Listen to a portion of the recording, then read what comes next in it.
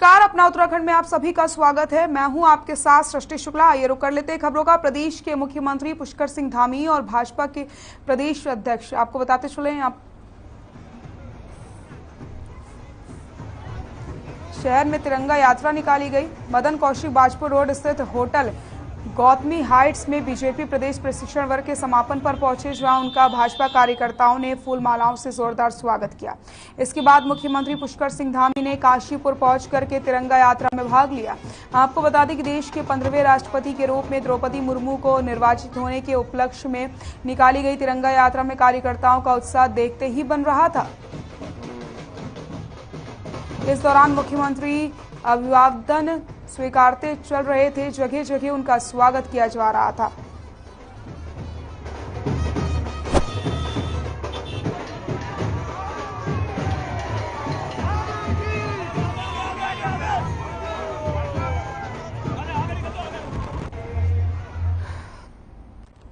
राष्ट्रपति चुनाव में एनडीए प्रत्याशी द्रौपदी मुर्मू की भारी मतों से जीत पर बीजेपी में खुशी की लहर है। इसी कड़ी में जोधपुर में बीजेपी के नेताओं और कार्यकर्ताओं ने झंडा चौक पर जोरदार नारेबाजी करके आतिशबाजी की और अपनी खुशी का इजहार करते हुए मिठाइयां बांटी।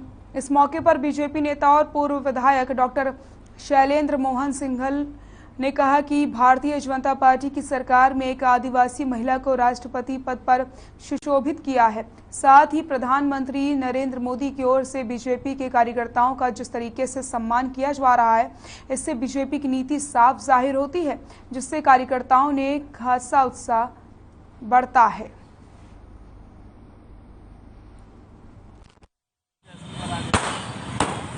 सबसे ज्यादा जो भारत के अंदर आदिवासी लोगों को आगे नहीं लाया जाता था किसी भी प्रशासनिक व्यवस्था में, हालांकि उनका अपना एक अधिकार है। हर एनडीए सरकार ने ये कोशिश की कि ऐसे व्यक्तियों को जिनकी पहचान समाज में बड़ी मुश्किल से होती है, ऐसे व्यक्ति को आगे लाया जाए और शीर्ष स्थान पर उनको। एनडीए की तरफ से राष्ट्रपति पद की प्रत्याशी द्रौपदी मुर्मू के चुनाव में भारी मतों से विजयी होने पर भाजपाइयों ने खुशी की लहर है।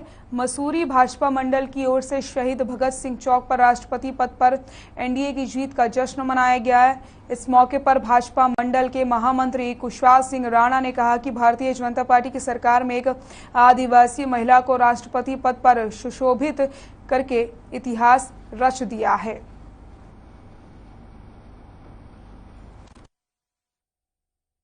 बड़ा हर्ष का दिन है। आज भारत के सर्वोच्च पद राष्ट्रपति, महामहिम राष्ट्रपति पद पे श्रीमती द्रौपदी मुर्मू जी राष्ट्रपति निर्वाचित हुई हैं। उनको विजय घोषित कर दिया गया है और रिकॉर्ड मतों से वो जीती हैं। और सबसे बड़ी खुशी की बात है कि महिला होने के साथ साथ एक आदिवासी महिला है और एक हमारी आदिवासी बहन जो भारत के सर्वोच्च संवैधानिक पद पे पहुंची हैं। उसके लिए मोदी जी का भी धन्यवाद, नड्डा जी का, अमित शाह जी का, सबका धन्यवाद कि जो हमारे दीनदयाल उपाध्याय जी की एकात्म मानववाद कि आखिरी छोर पे खड़े हुए व्यक्ति तक हमारी विकास की किरण पहुंचनी चाहिए, वो आज सिद्धांत सिद्ध कर दिया कि कोई भी व्यक्ति अब मोदी जी के राज में, मोदी जी के छत्रछाया में या मोदी जी के प्रयासों से किसी भी पद पे।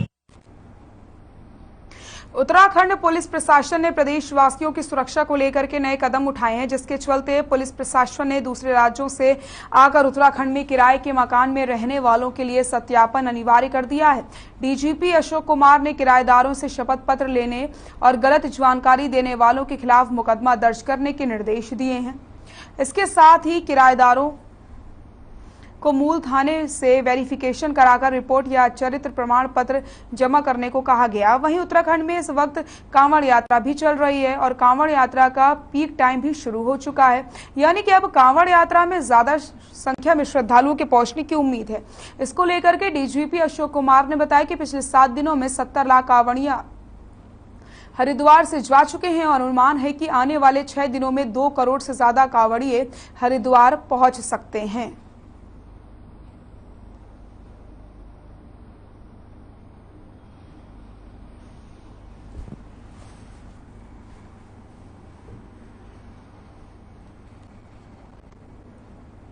देहरादून के नव नियुक्त वरिष्ठ पुलिस अधीक्षक दलीप सिंह कुंवर ने राजधानी देहरादून की कमान संभालते ही क्राइम रेट, युवाओं में बढ़ते नशे की लत, ट्रैफिक व्यवस्थाओं और जमीनों पर कब्जा करने वाले भूमाफियाओं जैसे गंभीर मुद्दों पर एक्शन मोड में नजर आ रहे हैं। ऐसे तमाम मुद्दों पर एसएसपी दलीप सिंह कुंवर से खास बातचीत की। हर खबर संवाददाता हिमांशु बरमोला ने आखिर क्या कुछ उन्होंने कहा वो भी आपको सुनवाते हैं।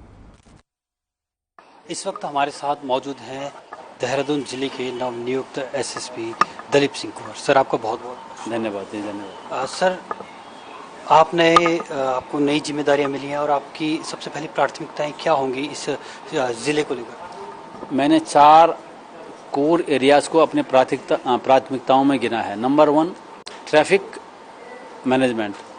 इसमें बहुत सारी संभावनाएं हैं और इसको हम कॉम्प्रिहेंसिव तरीके से जितने भी स्टेक होल्डर्स हैं सबके साथ बैठ करके बहुत प्रभावी कार्रवाई करेंगे, जिससे कि यहाँ के ट्रैफिक में कोई दिक्कत ना आए, सुगमता के साथ ट्रैफिक चलती रहे और जो शहरी क्षेत्र, जो रोड साइड का जो पॉल्यूशन है वो उसमें कमी आए। दूसरा है आपका ड्रग्स के इलाके में क्षेत्र में बहुत प्रभावी कार्य करने की ज़रूरत है। इसमें पहले तो परिवार के लेवल पर, दूसरा शैक्षणिक संस्थानों के लेवल पर, तीसरा पुलिस का इन्वॉल्वमेंट और चौथा जो हमारे एनजीओज हैं उनका। इन 4 लेवल पर हम लोग कार्रवाई करेंगे, काउंसलिंग करेंगे, मेडिकल एड देने की प्रयास करेंगे और इसके बावजूद भी जो सुधरेंगे नहीं तब कार्रवाई होगी जो एडिक्टर्स हैं।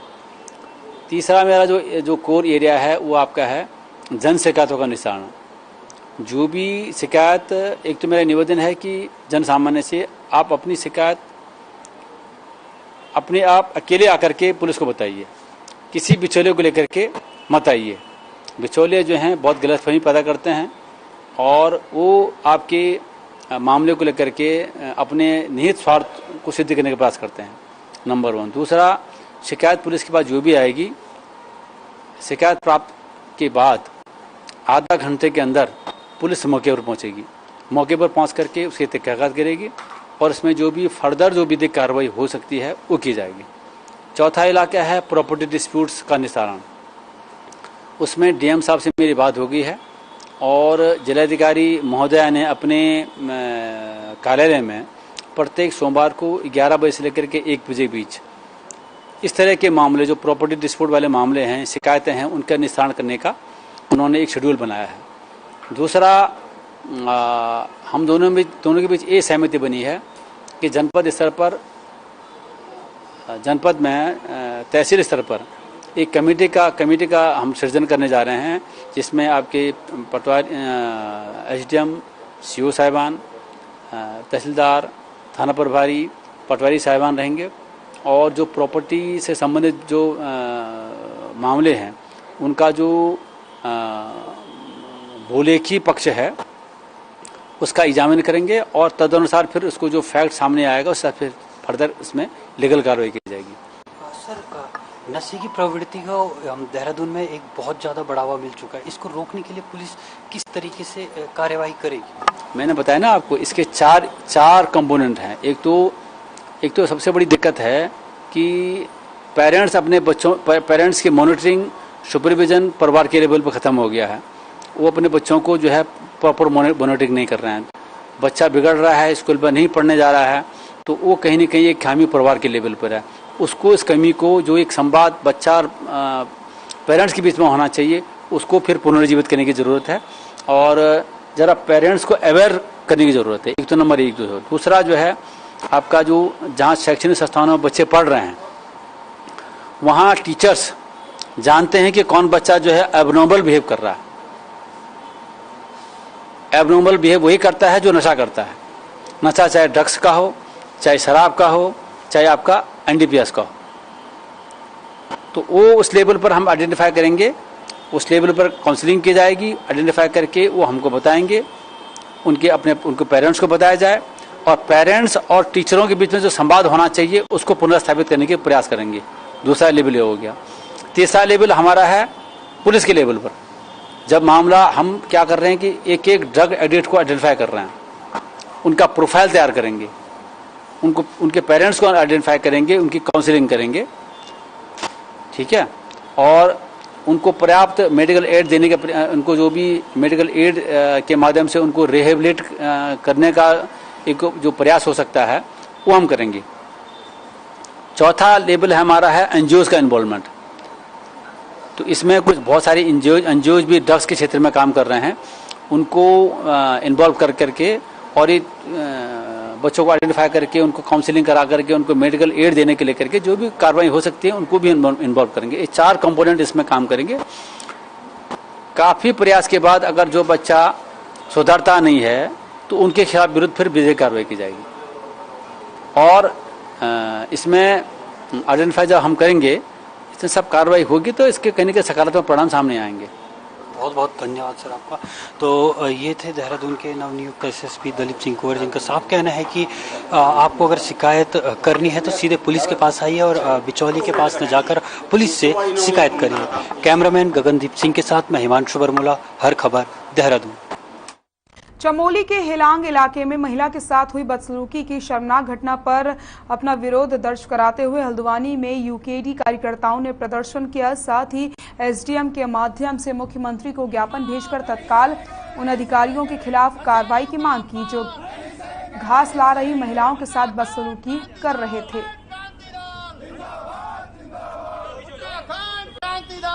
उत्तराखंड क्रांति दल जिंदाबाद जिंदाबाद। हथियारों का अपमान नहीं सहेंगे। हथियारों का अपमान नहीं सहेंगे। हम ये कहना चाहते हैं कि जिन महिलाओं के साथ उन्होंने बदतमीजी की है, वो चाहे वो केंद्र की पुलिस रही हो चाहे वो राज्य की पुलिस रही हो, उन महिलाओं के साथ जो थाने में उनको 6 घंटे तक बिठाया गया, उनके साथ 1000 रुपए का जो चालान काटा गया, जिन अधिकारियों के कहने पे उन महिलाओं के साथ उत्पीड़न हुआ, वो उनके साथ सख्त कार्रवाई हो, अन्यथा उत्तराखंड का अंदर पूरे राज्य स्तर पर बहुत लक्सर के बसेड़ी गांव को रुड़की तिराहे पर बस अड्डे से जोड़ने वाली सड़क खस्ताहाल हो चुकी है। बारिश होती है, ये सड़क तालाब में तब्दील हो जाती है, जिसके चलते वाहन चालकों को दुर्घटना का शिकार होना पड़ता है। लेकिन इसके बावजूद सड़क को मरम्मत का काम नहीं किया जा रहा। गौरतलब है कि करीब 10 साल पहले लक्सर रुड़की तिराहे और बसेड़ी गांव के बीच सड़क का निर्माण कराया गया था। यह सड़क बसेड़ी गांव से लक्सर बस स्टैंड को जोड़ती है। वहीं जब मुख्य बाजार लक्सर में भीड़ होने की वजह से जाम लग जाता है तो यही सड़क भीड़ भाड़ से बचने के लिए काम आती है। सड़क की बदहाल स्थिति के कारण लोगों को काफी दिक्कतों का सामना करना पड़ रहा है। यह क्या नाम 10 साल हो गए सब बने को भाई। उसके बाद तो फिर बने नहीं, करते बनेगी ना, अब तो कई बार करके लेके चले गए, इसका कुछ नहीं हो सकता। रोड मेरा अनुमान है शायद 14-15 साल पहले बनी होगी। उसके बाद 2 बार कार्यकाल संजय गुप्ता जी का हो चुका है और नगर पालिका अध्यक्ष से भी कई बार इस मामले में मुद्दा उठाया गया, लेकिन उन लोगों ने कभी इस तरफ कोई ध्यान नहीं दिया। और जो इसके गड्ढे हैं वो गड्ढे इस तरह के हैं कि गड्ढे उन्होंने तालाब का रूप ले लिया। कभी कभार इस पर डंपर भी इतने चलते हैं, कभी कभार जो आने वाले अध्यक्ष महोदय भी इस दर से गुजरते हैं, लेकिन उनका भी ध्यान इस तरफ नहीं जा रहा। इधर की रोड जा रही है, हमने कुछ रोड तो उसमें बना भी दी, नगर पालिका की तरफ से बनेगी।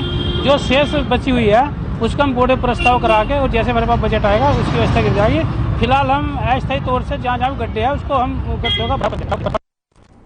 पौड़ी में 8 घंटे बीत जाने के बाद विद्युत आपूर्ति सुचारू हो पाई। आपको बताते चले, शहर में बीती रात हुई बारिश के कारण से 8 घंटे तक बिजली बाधित रही।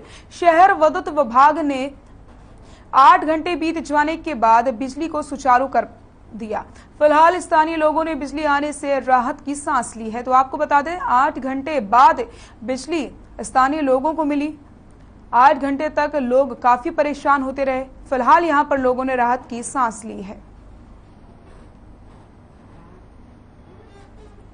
रोटरी ऋषिकेश रॉयल और वन विभाग के सहयोग से स्मृति वन में पौधारोपण किया गया। पौधारोपण कार्यक्रम का शुभारंभ करने के लिए गढ़वाल अपर आयुक्त नरेंद्र सिंह भी पहुंचे। उन्होंने पौधा लगाकर इस कार्यक्रम की शुरुआत की और कार्यक्रम में शिरकत कर रहे लोगों से कहा कि प्रत्येक व्यक्ति को अपने जीवन में 2 पौधे लगाकर उसका ख्याल अपने बच्चों की तरह रखने का संकल्प लेना चाहिए। रोटरी ऋषिकेश रॉयल के अध्यक्ष संकेत गोयल ने बताया कि स्मृति वन में फलदार और औषधीय पौधों का रोपण किया गया है।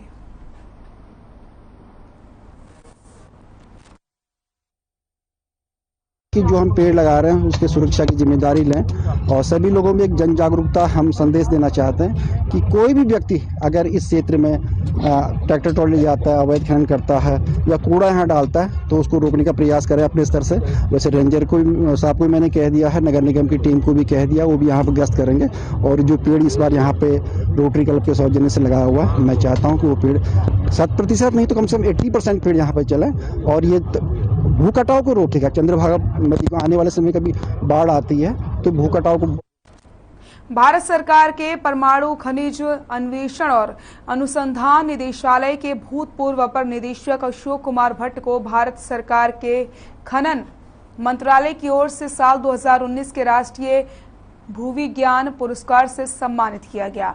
उन्हें यह पुरस्कार आर्थिक एवं सामरिक महत्व के खनिजों की खोज एवं अन्वेषण के लिए दिया गया है।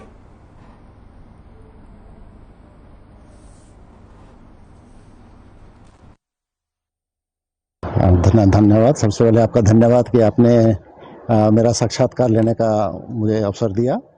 मैं भारत सरकार के परमाणु खनिज अन्वेषण अनुसंधान निदेशालय में अपर निदेशक के पद से अभी सेवानिवृत्त हुआ हूँ।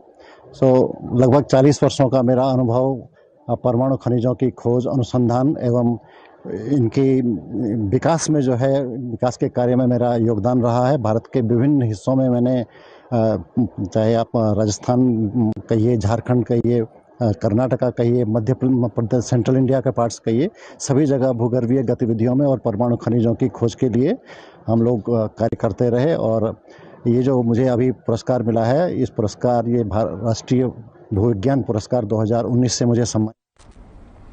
हरिद्वार में इन दिनों कांवड़ यात्रा चल रही है। शिव भक्त कांवड़िए गंगा जल लेकर अपने गंतव्य की ओर बढ़ रहे हैं। इस मेले में शिव भक्तों की आस्था देखते ही बन रही है। पैदल मार्ग पर आस्था के कई रंग नजर आ रहे हैं। यहाँ कोई कंधे पर कांवड़ उठाकर मंदिर में जलाभिषेक के लिए पहुंच रहा है तो कोई शरीर के बल रेंगते हुए मंदिर में पहुंच रहा है। इन्हीं के बीच एक कांवड़िए का हैरत अंगेज कारनामा सभी को अपनी ओर आकर्षित कर रहा है। दरअसल इस कांवड़िए ने अपनी पीठ पर लोहे के कुंडे गुदवाए हुए हैं, जिसके सहारे वो करीब 1.5 कुंटल वजन की कांवड़ खींच करके अपने गंतव्य की ओर बढ़ रहा है। युवक का कहना है कि जैसे बजरंग बली ने अपनी सीना चीर करके श्री राम दिखाया था, उसी तरीके से भगवान शिव के प्रेम वो अपनी पीठ पर लोहे के कुंडे बीन करके कावड़ खींच रहे हैं। ये सब वो भगवान शिव के प्रेम में कर रहे हैं। आपको बता दें, जोगिंदर पेशे से एक प्लम्बर है।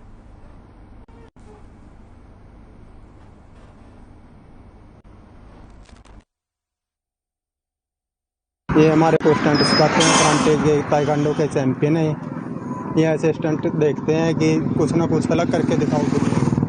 जैसे हनुमान जी ने पहले अपना सीना चीर के दिखाया था कि मेरे अंदर देखो, सच्चे मन से दिखाया था उसने कि मेरे अंदर भगवान वास करता है। अगर हम श्रद्धा से कुछ भी सामान, कुछ भी काम, कुछ भी करें तो उसमें अपने आप ही श्रद्धा के अनुसार अपने आप कार्य करता है। नाम देशराज है, कैथल डिस्ट्रिक्ट हरियाणा के अंदर है जो, और मैं ताइक्वांडो का कोच भी हूँ, जो as a present district secretary भी हूँ इस गेम का। और ये मेरे भाई गुरु भाई हैं, वो भी पहलवान जी, जिन्होंने स्टार्टिंग की थी इस चीज़ की, मगर रास्ते में किसी भी बीमारी के कारण चल नहीं पाया आगे। उसके बाद हम ही चलते आ रहे हैं। अब ये यहाँ से यूपी के बॉर्डर तक ले जाएंगे और उसके बाद हरियाणा में एंटर होते ही, यूपी के बॉर्डर खत्म होते ही, उसके बाद विकास नगर में एक स्कूल प्रबंधन शुक्रवार के दिन जल्दी छुट्टी किए जाने के आदेश के बाद उस वक्त हंगामा खड़ा हो गया, जब कुछ हिंदूवादी संगठनों ने इसका विरोध किया। बताया जा रहा है कि इस मामले को लेकर के कुछ हिंदूवादी संगठनों ने शुक्रवार को प्रदर्शन किए जाने के आदेश के बाद एसडीएम विकास नगर ने स्कूल प्रबंधन कमेटी के साथ देर शाम बातचीत करके मामले की जानकारी हासिल की, जिसके चलते स्कूल प्रबंधन को अपना आदेश वापस लेना पड़ा। वहीं स्कूल प्रबंधन ने सफाई देते हुए कहा कि स्कूल प्रबंधन ने स्कूल के कार्यों और अन्य परिस्थितियों को देखते हुए आधा घंटा पहले छुट्टी के आदेश दिए थे। वहीं एसडीएम विकास नगर का कहना है कि मामला संज्ञान में आने पर स्कूल प्रबंधन से वार्ता की गई है।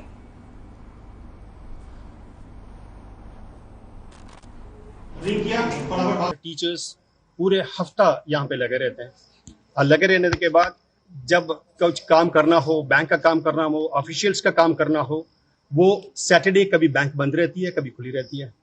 तो उनको जो ऑफिशियल्स काम है वो नहीं कर पाते, तो बाजार में जाना होता है, बाजार भी बंद रहता है। So keeping all these thing at the back of the mind, हमने ये कहा कि भाई हाफ एन आवर पहले हम छुट्टी दे दें, देयर इज नो प्रॉब्लम।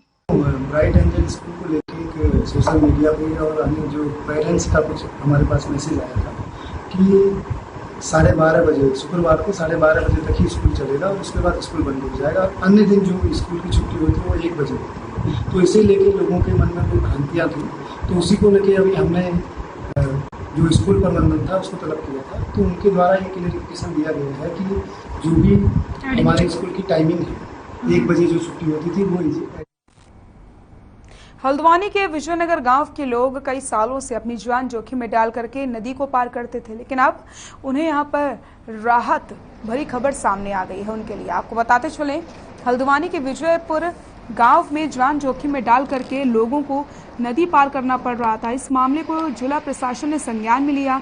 पिछले साल बारिश में सूखी नदी के प्रकोप के बीच लोग जान जोखिम में डालकर नदी पार करते हुए दिखाई देते थे, जिस पर अब उप जिलाधिकारी ने गांव के लोगों से वार्ता करके उनको बारिश के मौसम में नदी नहीं पार करने की अपील की।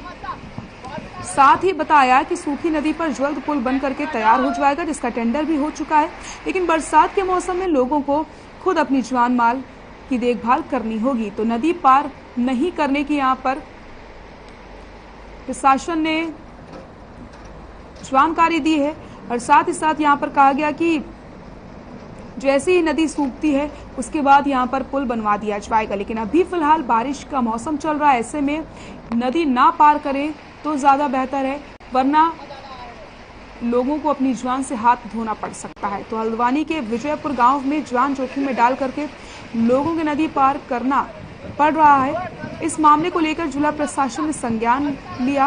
पिछले साल बारिश में सूखी नदी के प्रकोप के बीच लोग जान जोखिम में डालकर नदी पार करते हुए दिखाई दिए थे, जिस पर अब उप जिलाधिकारी ने गांव के लोगों से वार्ता करके उनको बारिश के मौसम में नदी नहीं पार करने की अपील की है। साथ ही बताया कि सूखी नदी पर जल्द पुल बनकर तैयार हो जाएगा, जिसका टेंडर भी हो चुका है। तो इस पुल बनने के लिए टेंडर दे दिया गया है, लेकिन बरसात के मौसम में पुल नहीं बन सकता है। ऐसे में जैसे ही नदी सूखती है तो पुल बनकर के तैयार हो जाएगा। इसलिए सभी को अपना ध्यान खुद रखने की जरूरत है और ऐसे में रिस्क नहीं लेने की जरूरत है, क्योंकि जो नदी का पानी का बहाव है नदी में वो काफी तेज है और ऐसे में कोई भी दुर्घटना कभी भी हो सकती है। इसलिए पुल का निर्माण तो जल्द से जल्द करा दिया जाएगा, लेकिन अभी फिलहाल बारिश का मौसम चल रहा है। ऐसे में लोगों से यही अपील की गई है कि वो नदी ना पार करें तो ही बेहतर रहेगा। जल्द ही पुल बनकर के तो तैयार हो जाएगा और लोगों को यहाँ पर राहत मिल जाएगी पुल बनने से, लेकिन फिलहाल जिस तरीके से बारिश हो रही है तो ऐसे में निर्माण नहीं हो सकता है। टेंडर तो इस पुल बनने के लिए दिया जा चुका है और अब प्रशासन ने अपील करी है लोगों से कि थोड़ा इंतजार और उन्हें करना पड़ेगा। जैसे ही नदी सूखती है वैसे ही यहाँ पर पुल बनवा दिया जाएगा, ताकि आने जाने वाले लोगों को परेशानियों का सामना ना करना पड़े। वहाँ पर विजयपुर में ये समस्या बहुत पुरानी है और चूंकि पुल की वहाँ डिमांड थी और पुल स्वीकृत हो गया है, टेंडर उसके हो गए हैं, कहीं लास्ट स्टेज पे है उसका टेंडरिंग। तो इसकी वजह से जब भी बारिश का पानी आता है या तेज बहाव आता है वहाँ पे दिक्कतें आती हैं। अभी 2-3 दिन पहले भी कुछ इस प्रकार की घटना हुई। तो मेरी अपील है गांव वालों से कि जब भी तेज बहाव आए उसमें पार ना करें। खबर उत्तराखंड में फिलहाल के लिए इतना ही। देखते रहिए हर खबर। नमस्कार।